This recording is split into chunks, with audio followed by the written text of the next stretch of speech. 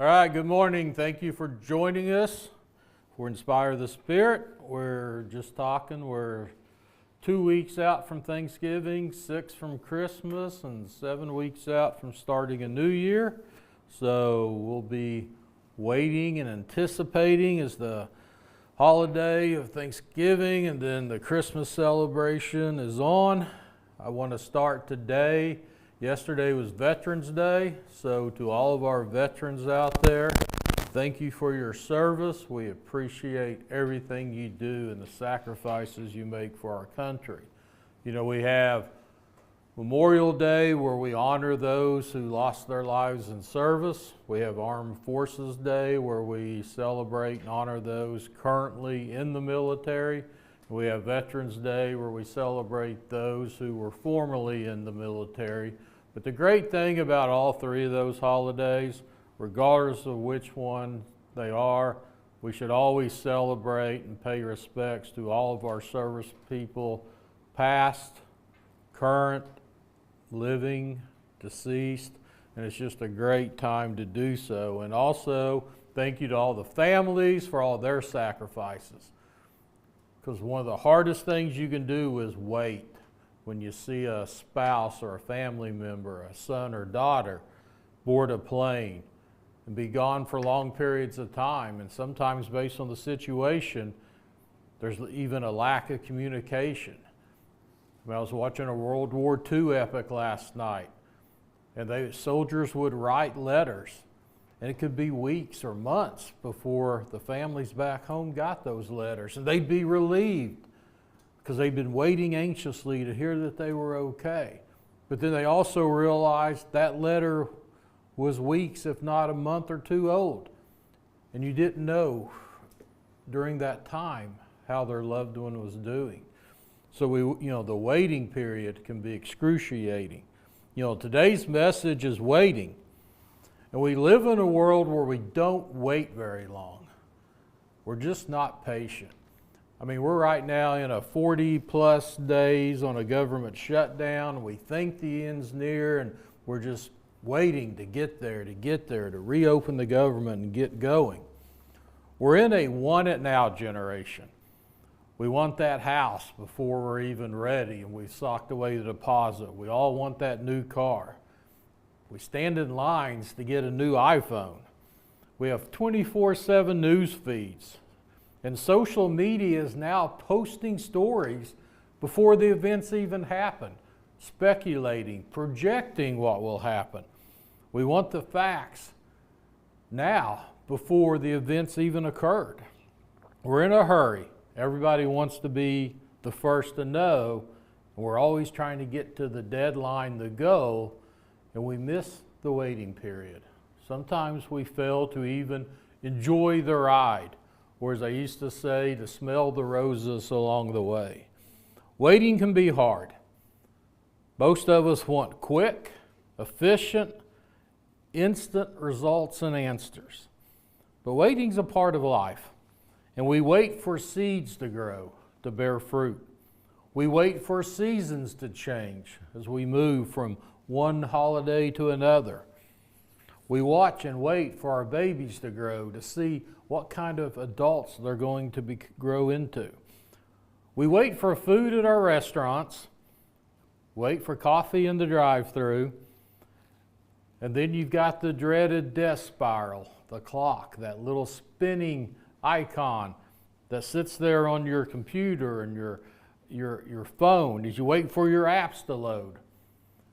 I mean, if you're old like me, you remember dial-up. You remember the buzz and the beep, and you would literally log into something and go do something else, waiting for everything to load up. Now we can't wait 5 seconds when we turn a computer on. But like it or not, waiting takes patience. So how do you rate yourself on a patience scale? 1 being very impatient, 10 being, yeah, I'm very patient. I can wait. I understand the process. Think about your own personal patience level in the waiting. How do you rank yourself 1 to 10? Probably got some 1s. I got a 0 in the back. Maybe we have a few 8s, 9s. In a recent poll, recent Associated Press survey, while waiting in line at an office, like doctor, dentist, or a store, most people take an average of 10 minutes before they lose their patience. At 10 minutes, their patience is gone. You may say, wow, that's not a lot, or you may say, there ain't no way I can even make 10 minutes in waiting. On hold from the telephone, how many of y'all get telephone now and it's the push button automated menu? Select 1, select 2, select 3, go back to 0, select 4. Most people then get put on hold and you hear that dreaded music. Most people lose their patience on hold an average of 5 minutes, according to the survey. Women lose their patience after waiting in line for about 12 minutes. Men lose their patience at 8 minutes. So men were obviously a little more impatient than our ladies are. And it's funny that the survey shows that people with lower incomes and less education are much more patient than those with a college education and a higher income. Not sure what that tells us, but that came out. It also shows that people who live in the suburbs and the country are more patient than people who live in the larger cities. So maybe just the hustle and bustle just catches up to you. But one of the hardest things we do in waiting is when we're waiting on God. We're waiting on a prayer to be answered. We've got a situation in our life, we're praying for it, it's either for us or a loved one, and we're waiting on God to answer that prayer. David was that way, King David of the Old Testament.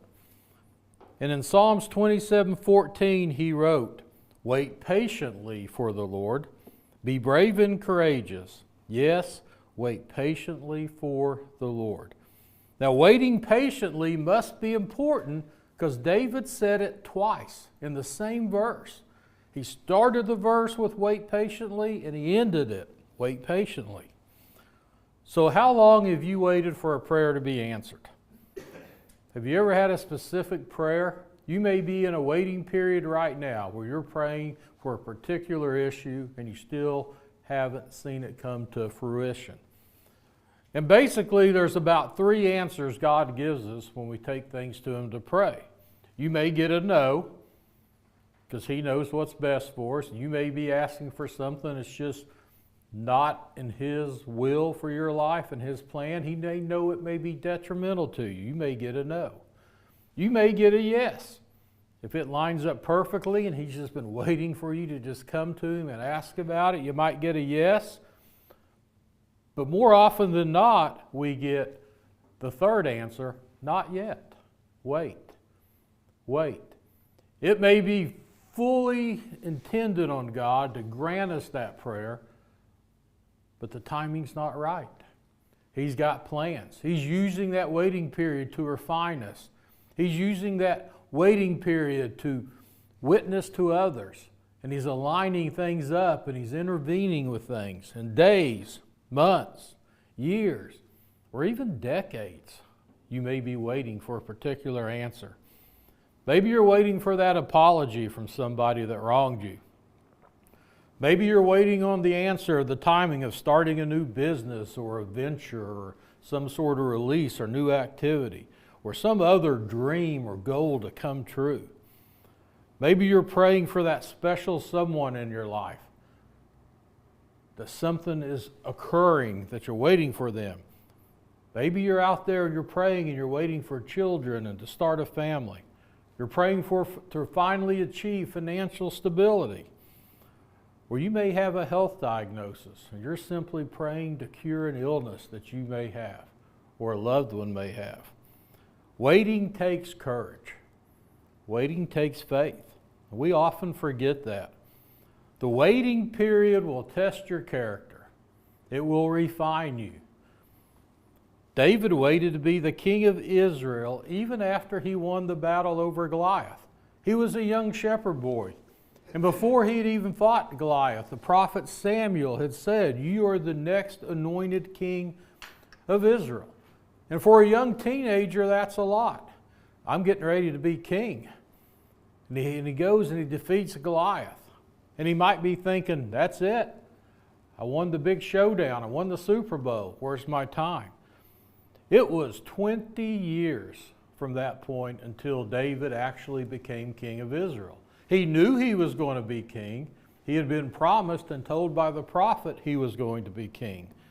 But for 20 years, he served under Saul, the current king. For 20 years, he was being refined. Because God has a perfect plan. God probably knew a young teenager was not ready. So he refined him. He went to battle. He won wars and victories. He learned who his most trusted people in his circle needed to be. He learned who not to trust. He ran and fled from his life from the very king who he was serving. And for 20 years, David lived an up and down life. But there was purpose in the waiting. It was preparing him to be the king that God was calling him to be. In Psalms 130, verse 5, he wrote, I wait for the Lord. My whole being waits. And in his word, I put my hope. Where do you put your hope today in the waiting? Is it in yourself? You're just waiting for yourself to snap out of it. You're waiting for yourself to get the right job. You're waiting for yourself to finish that degree. Are you waiting on someone else? I'm just waiting for that other person to come around, to see my potential, to give me the opportunity. But waiting patiently is not an excuse for doing nothing.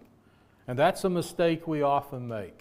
Sometimes we think, I'm in a waiting period, so I need to do nothing because I'm waiting on God.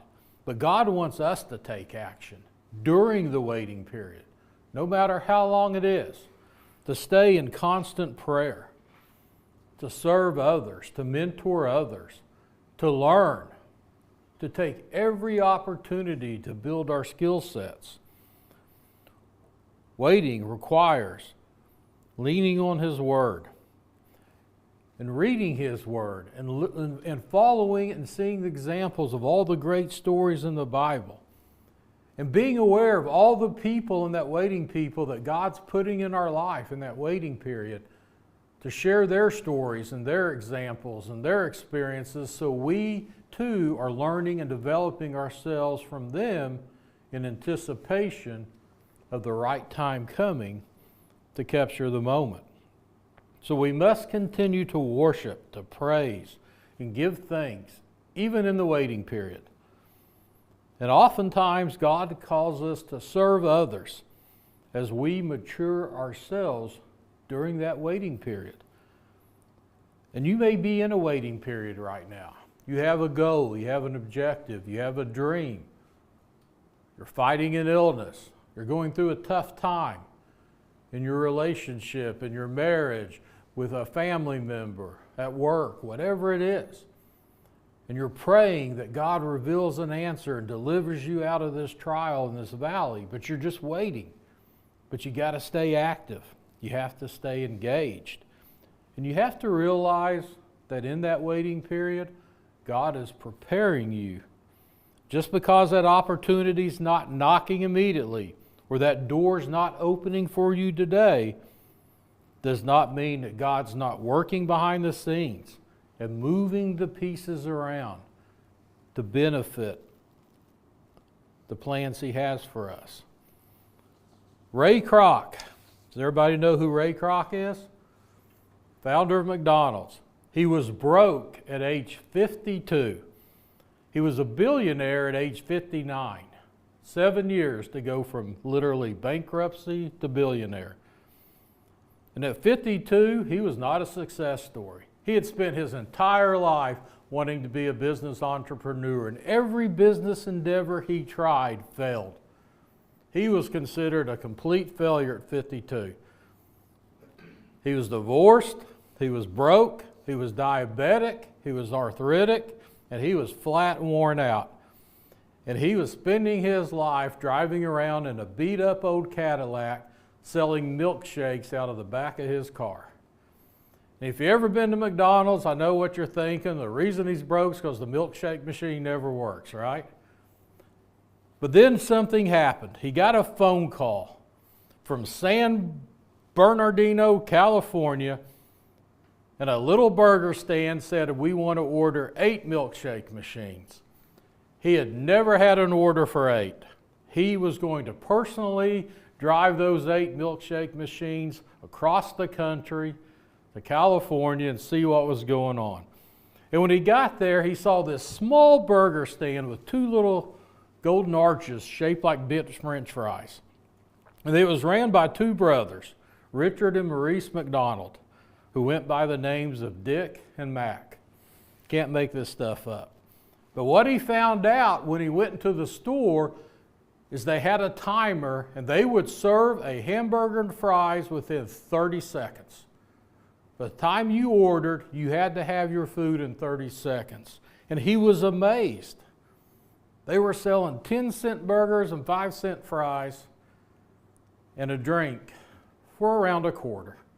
And they could do it and deliver it to you in 30 seconds. He had to know why. There was no chaos, there was no waste, the place was spotless, and they showed him the system.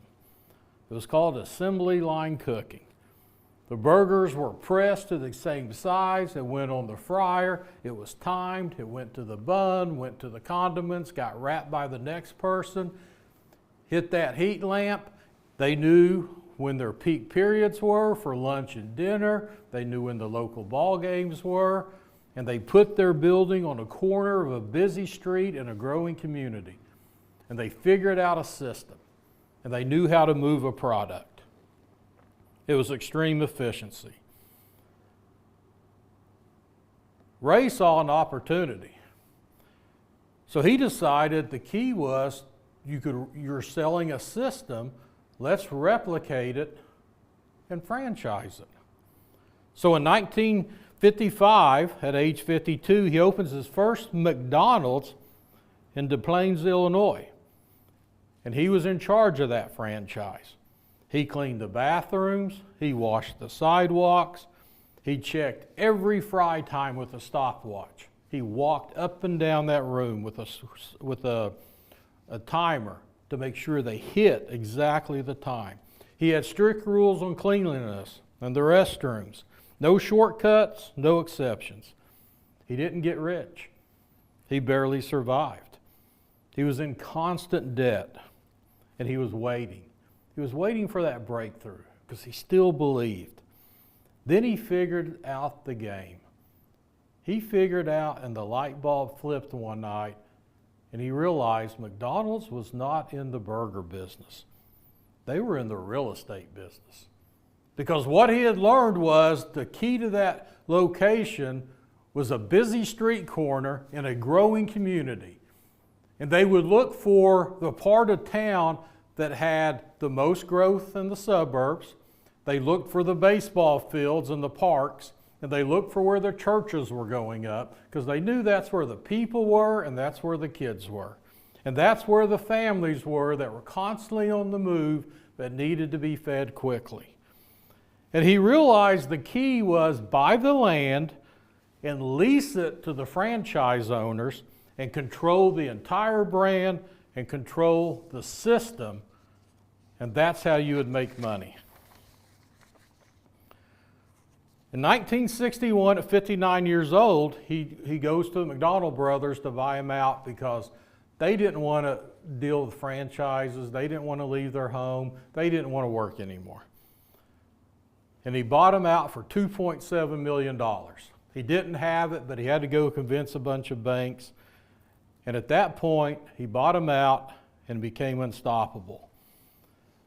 He introduced the Big Mac, the Egg McMuffin, the drive-through, and playgrounds for kids.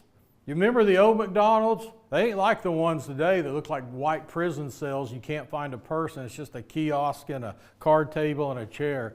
The old McDonald's had playgrounds. They had characters. They had cartoon series.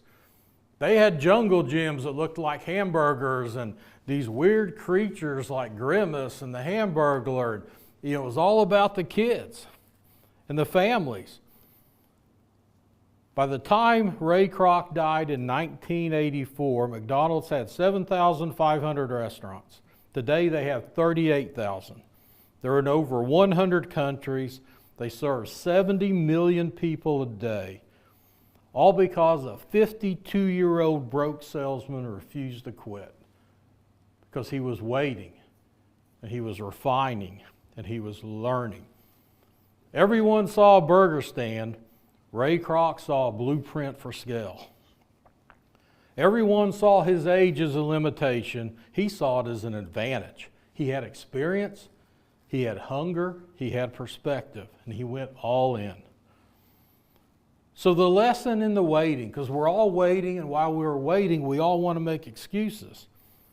I'm too old, I'm too broke, starting late. None of those things are the reasons for holding us back. The only problem is quitting. But waiting patiently and being active in that waiting period. Your best years aren't behind you, they're just beginning. So stop looking for luck. Stop looking for excuses. Start looking for systems.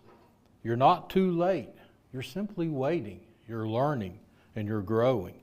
Think like Ray Kroc. Build an empire one decision at a time. There's not a lot of people that start restaurants that have movies made after. We've all seen the 2016 movie. Michael Keaton starred in it. He played Ray Kroc. Ray had an incredible life. He lied about his age to join the Red Cross during the start of World War I. He was like 15 and he went to ambulance training school to learn to drive an ambulance, but the war ended before he could get anywhere. But he met a man named Walt Disney in that same school. When he was in California, he heard Walt Disney had these plans to build this park, this Disney World park. Wow, that sounds cool. So he went to Walt and said, hey, I want to open up a burger stand in Disneyland. And Walt said, that sounds great. So they wrote up all the papers, but then Walt said, oh, I want you to raise the current price of your French fries from 10 cents to 15 cents, and I get the extra nickel. And Ray walked away and said, no, I'm not doing that to my customers. That's breaking my system. That's breaking my rules, and it won't go. Ray was a man that established a system, rules, and guidelines, and even in waiting, he would not bend. And one thing he despised was workers not doing anything. He refused to have any chairs for his workers. They didn't need to be sitting down, they were working. And he really despised workers who leaned on counters, who leaned against the machines. And he had a saying, one of his most famous sayings, if you got time to lean, you got time to clean. And he preached that. And if you got caught leaning at work, you got the mop and you headed to the restroom. You started cleaning. So we can learn a lot about waiting from Ray Kroc. It's not about our age. Our time hasn't passed us. God has a plan for each and every one of us. And no matter what our situation is, He's giving us opportunities every day to move. Isaiah 30:18, yet the Lord longs to be gracious to you. Therefore, He will rise up to show you compassion, for the Lord is a God of justice. Blessed are all who wait for Him. God does His best work in the waiting period, even when sometimes He's waiting on us to come around to His way of thinking, to come to His throne, to come before and kneel before the cross. Noah spent decades working on an ark as he waited on God's promise that a flood was coming. Ruth journeyed to a distant land with her mother-in-law after she lost her husband and her father-in-law, and worked in the fields every day picking up scraps until she met and found favor by a man called Boaz and ultimately became part of the lineage of Jesus. Joseph spent years in prison in Egypt for refusing to bow before he interpreted the dreams of Pharaoh and rose to be second in command over the greatest empire in the world at that time. Shadrach, Meshach, and Abednego refused to bow to the golden idol of King Nebuchadnezzar, and they were put into the fiery furnace to burn, and it was heated up 7 times hotter than normal. And when they pulled the door back, the very guards that threw them in there collapsed and died because the heat was so intense. And Nebuchadnezzar watched from a distance. And he said, wait a minute, I threw 3 people in the fire. Why are there 4 shadows walking around? And why does the 4th look like the living Son of God? Because Jesus is with us in the waiting period. Shadrach, Meshach, and Abednego said, my God will deliver me. God could have took the fire and the furnace away from them, but they still had to go into the fire. But the message is, when you're in the waiting, when you're in the fight, when you're in the fire, Jesus is with you, walking amongst you. And they came out, and they didn't smell like smoke.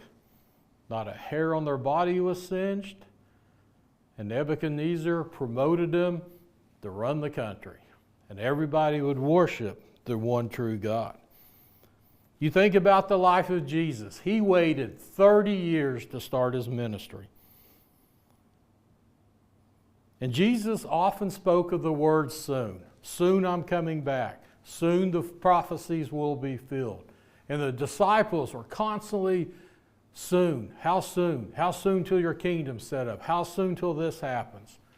Soon. If you ever watch The Chosen, it's kind of a joke. They're always saying soon. And the character portraying Jesus always says, there's that word again. What is soon? Why are you all being so impatient? It'll happen on God's time. So if you're waiting, ask God for patience. Ask God for perseverance. He's in control of your future. No matter what uncertainty you face today, when you rely on the Lord your God, you can be somebody who waits well. James chapter 1, verse 2 through 4. It got cut off on the notes here. I'll read it. Consider it pure joy, my brothers and sisters, whenever you face trials of any kind, because you know that the testing of your faith produces perseverance. Let perseverance finish its work, so that you may be mature and complete, not lacking in anything. So as we wrap up today, in the waiting, wait with godly patience. Let Him work it out and align everything up for you, for your good and for His perfect timing. And while you're waiting, stay active, pray, rejoice. We're told to enjoy the time of waiting. Be diligent, be active, minister, serve others. And always remember, you'll find God's planning. You'll find God's perfect timing, and you'll always find God's purpose for you in the waiting. Have a blessed week. We will see you next Wednesday.